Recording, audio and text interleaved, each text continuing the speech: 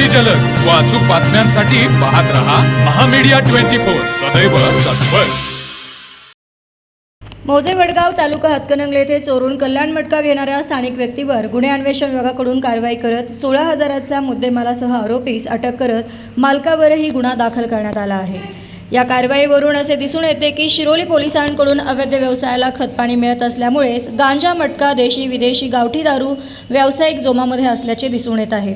पोलिसातून मिळालेल्या माहितीनुसार मौजे वडगाव येथील चौकामध्ये कल्याण मटका सुरू असल्याची गोपनीय माहिती गुन्हे अन्वेषण विभागाच्या पोलिसांना मिळताच त्यांनी स्थानिक रहिवासी असलेला आरोपी मुबारक मोहम्मद हजारी वय 52 याला कल्याण मटका घेताना रंगेहात पकडून त्याच्याकडून मटका बुक, मोबाईल व रोख 650 रुपये असा एकूण 16,000चा मुद्देमाल जप्त केला।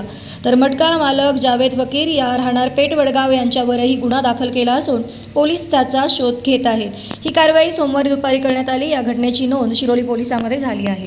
तर मग चला सबस्क्राइब करायला विसरू नका महामीडिया 24 न्यूज चॅनलला। महामीडिया 24 सदैव तत्पर।